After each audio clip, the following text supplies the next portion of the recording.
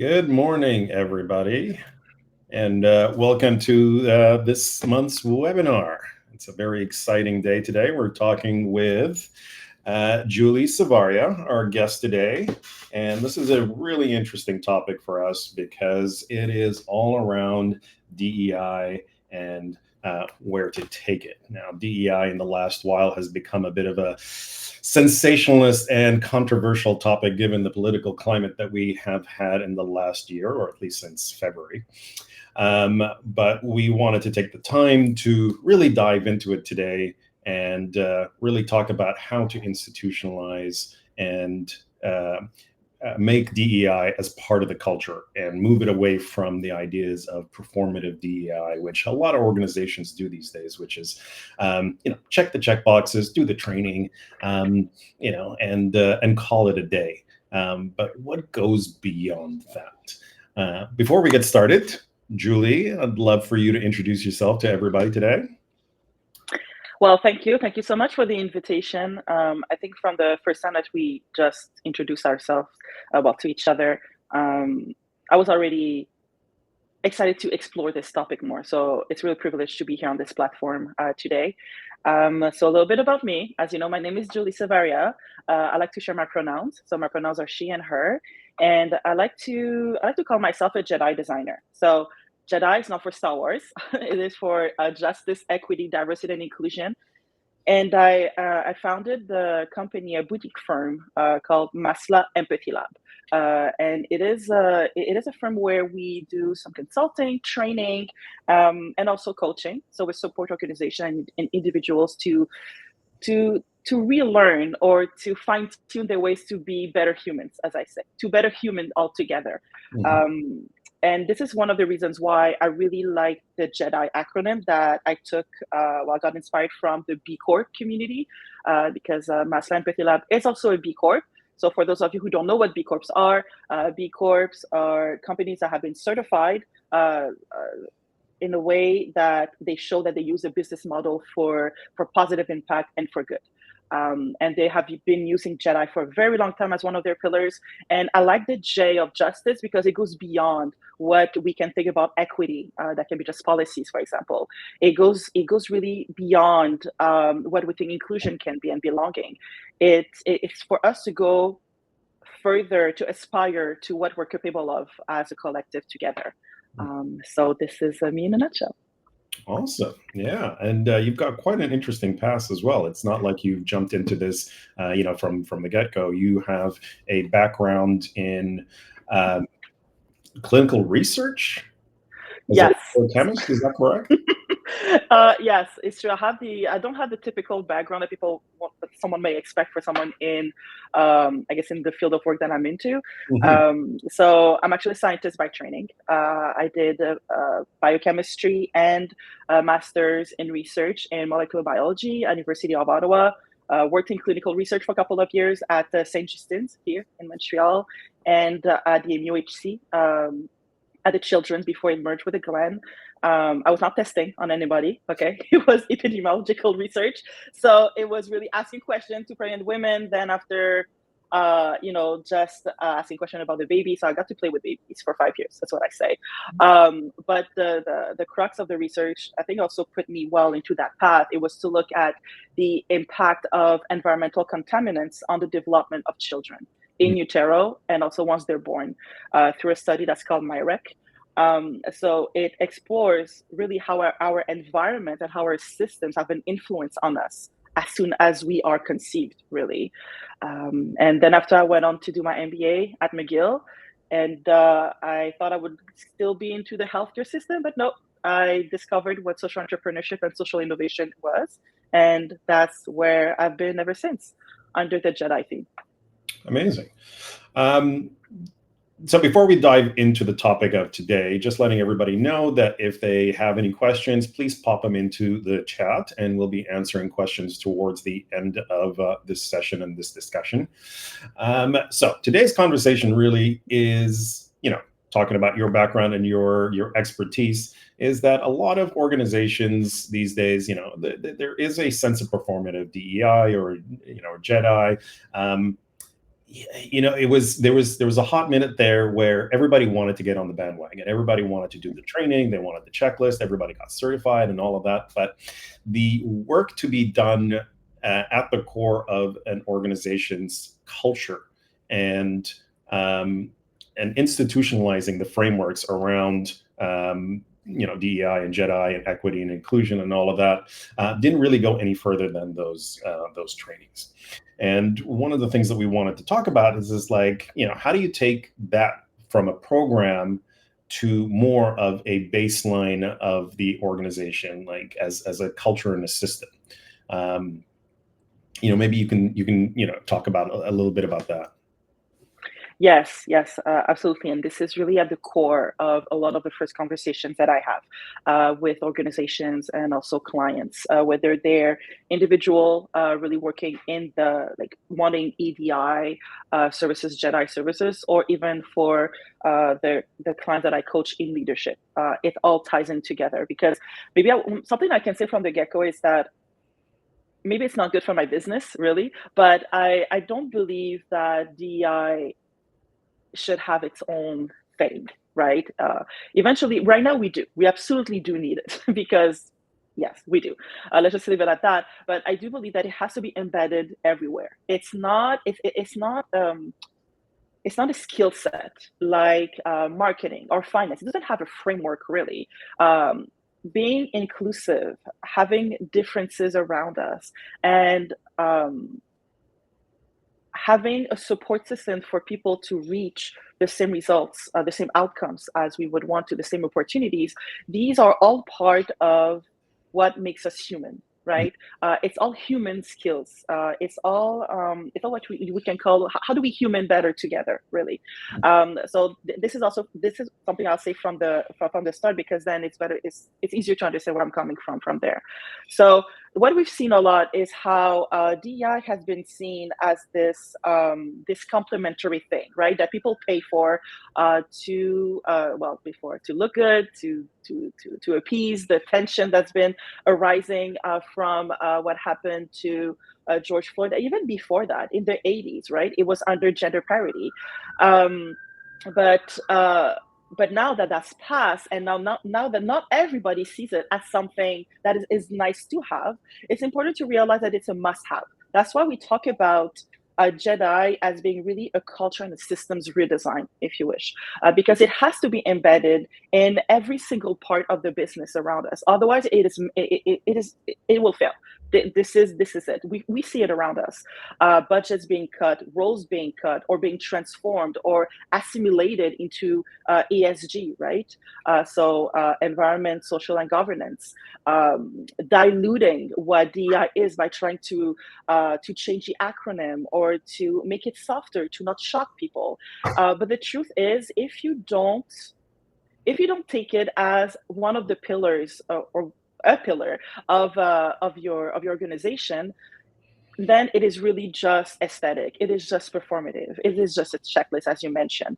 A real JEDI work starts by really asking ourselves, what is the experience of everybody within the organization? How do they relate to each other? What are the power dynamics that are in place? Are the resources accessible for all, no matter what our identity dimensions are? But also, how are decisions made? Right? Do we have a representation of the different voices present at our organization around the table? And if we don't, then maybe we have to ask ourselves why. Where does it start? So this is where audits are really helpful, and to see, are we just doing it for the public, or is it just a photo op? Or is it something that we truly believe in? Are we willing to go through the pains of transformation for our workplace to be more inclusive, more equitable, more human-centered, really, where people can show up to their best abilities and be who they are? And there's been so many research on this. You can look at Gallup research. You can look at Edelman research. We see that when employees are disengaged, we lose money. When people are unhappy, we lose money. We lose money. We lose productivity. We lose the collective as well, because joy is part of the collective as well.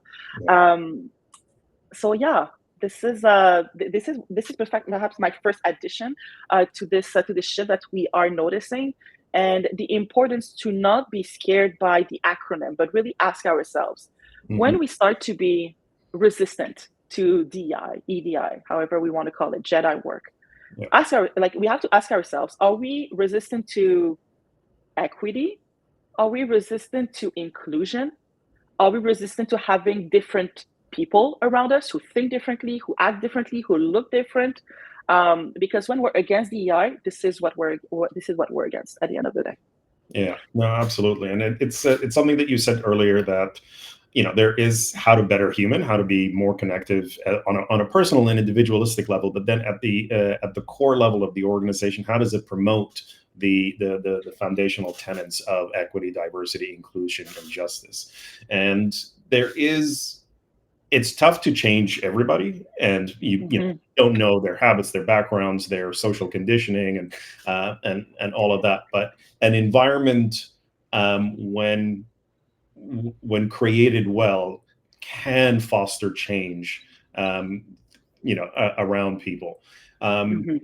So while we can't necessarily induce change within a person, we can maybe create the environment around them that helps and facilitates that.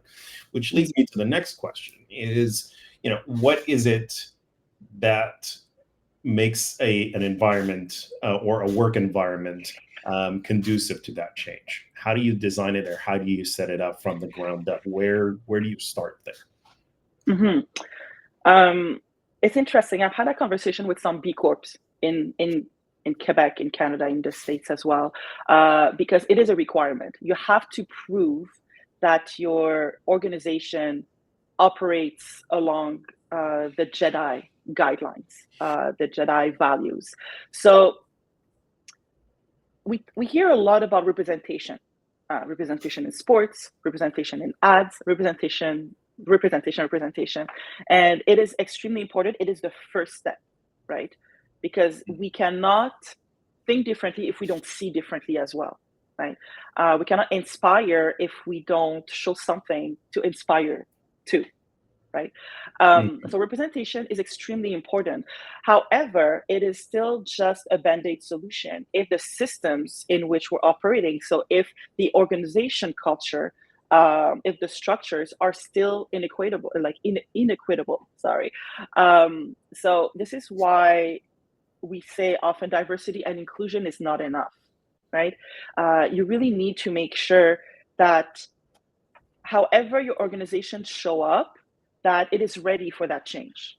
And we've seen it happen so many times with organization.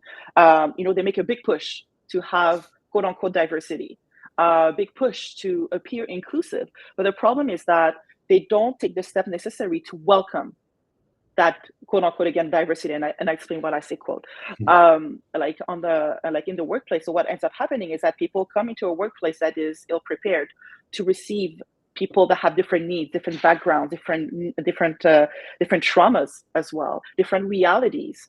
And then in turn, the same people experience microaggression, they experience discrimination, exclusion. And then at the end, you lose those people. So you don't get actually to experience the person at their full potential as who they are and to what they can contribute really to the workplace. So that's the first step. You have to prepare to receive people and to be brutally honest with each other, to push the ego on the side. And that's why consultants are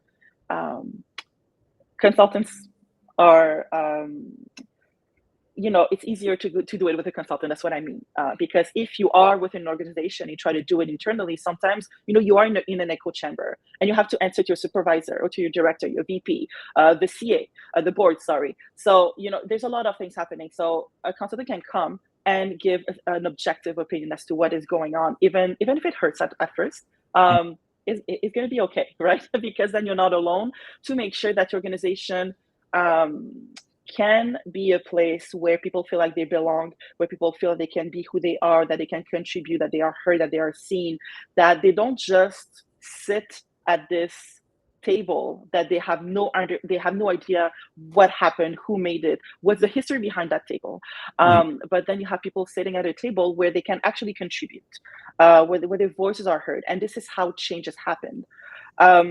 This is where you have co-creation, co-designing, redistributing how decisions are made. This is how you make a workplace really inclusive. And I know I say a lot of words that may seem very overwhelming, but this is the crux of the work in the long run. People often think that, oh yeah, I'm gonna adhere to a 3-year plan, a 5-year plan.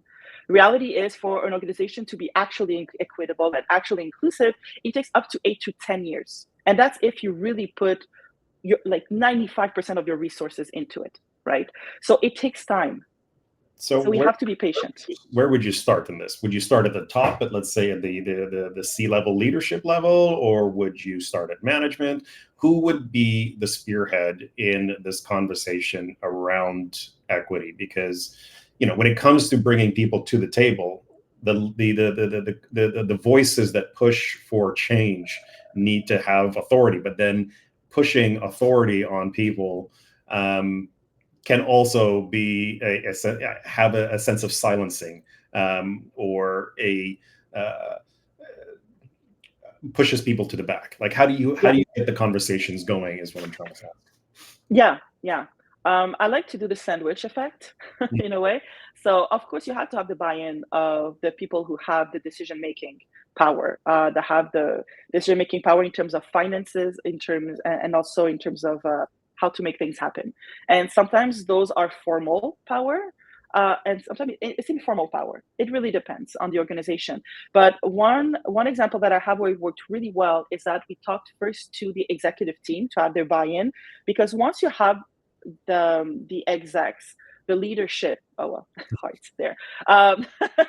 When you have the execs embodying what they want to do, even if it's not perfect, then it inspires others, or it actually sets the tone. As, okay, this is where we're going, this is what the boundaries are, this is what is acceptable, what is not acceptable. Yeah. However, at the same time, we went to the employees, people who were on the ground, experiencing and delivering what the company is meant to do, to also have a conversation. Those two conversations are different, but they work conjunctly to bring change in different ways, but in a much more sustainable way with less resistance as well.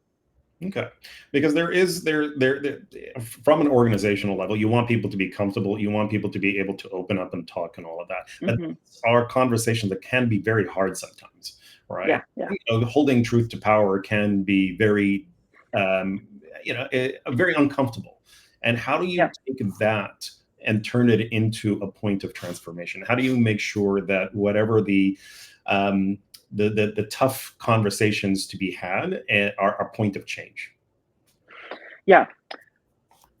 When it comes to challenging conversations, in my opinion, the goal should be to try to transform it into a learning conversation. So what can we learn from each other, at least, from the conversation itself?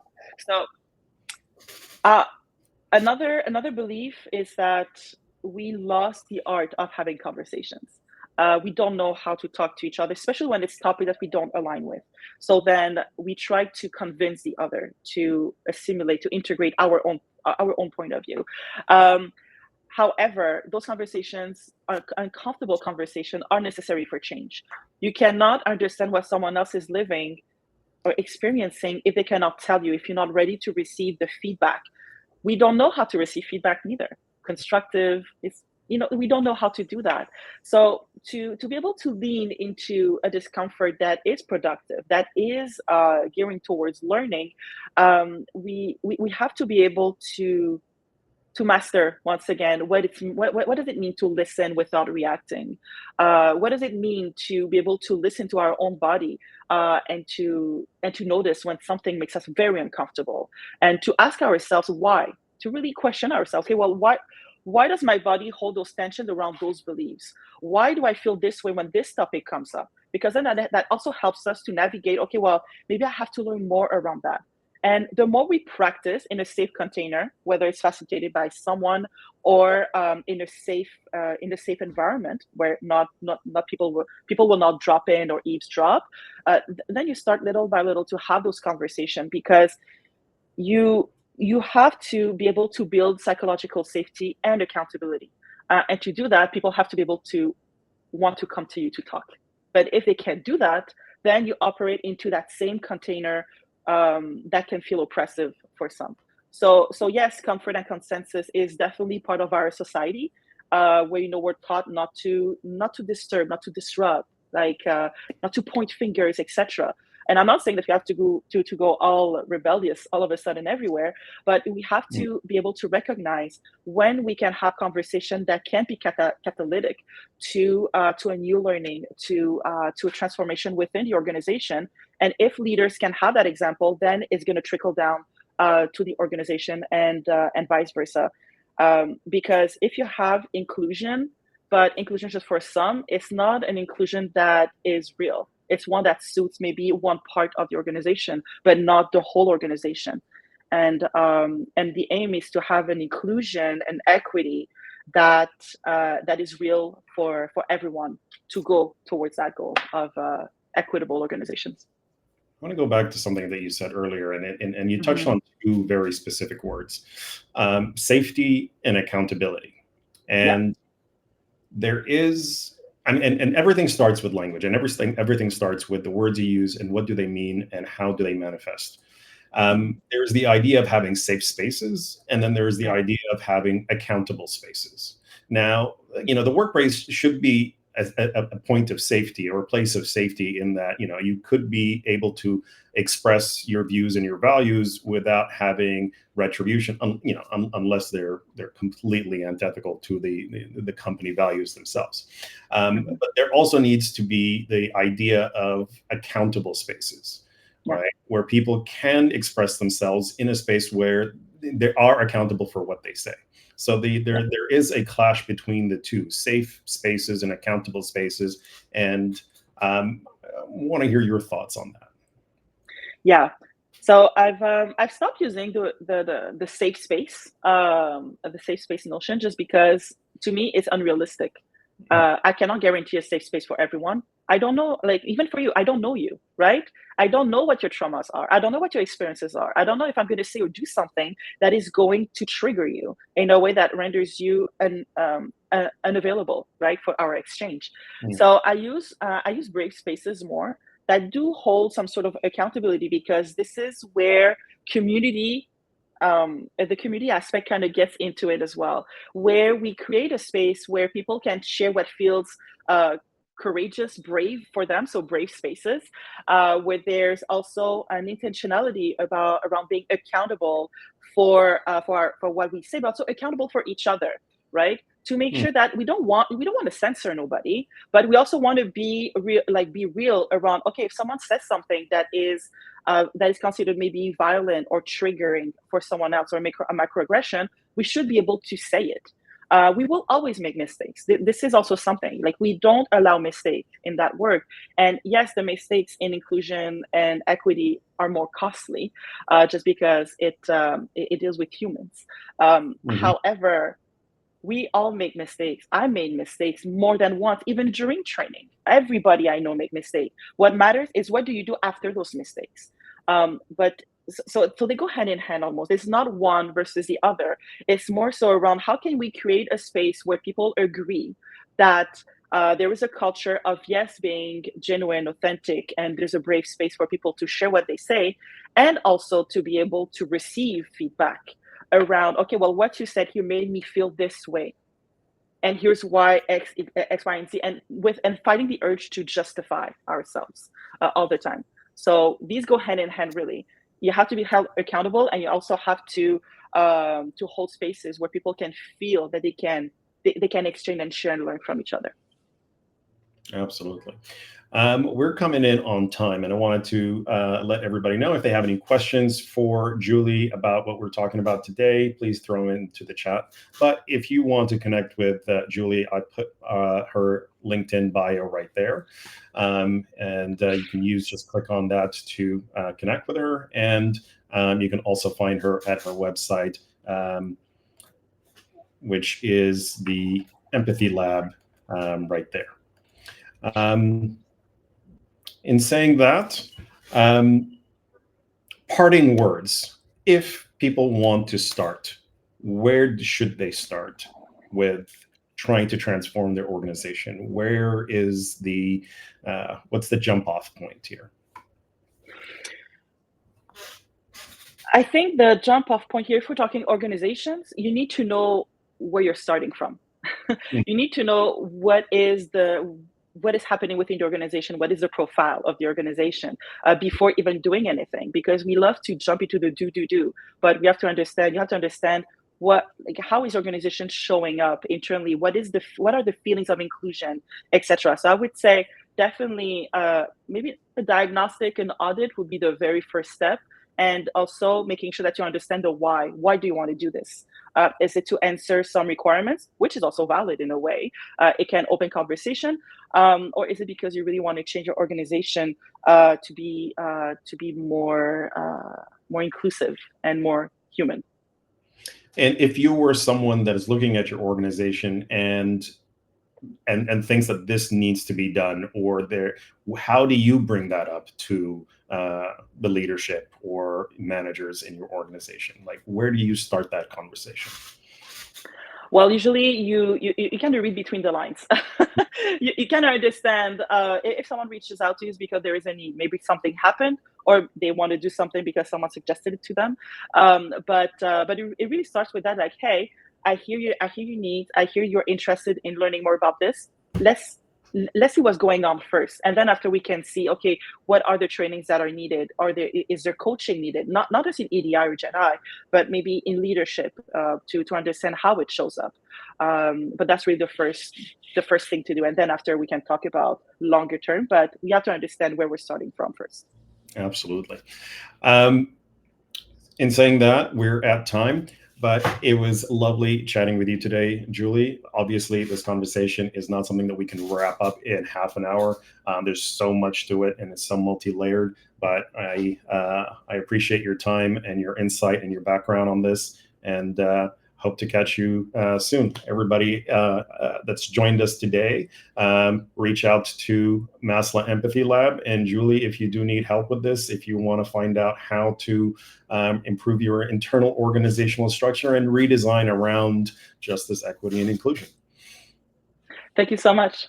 Thank you for joining us today, and we'll see you next time.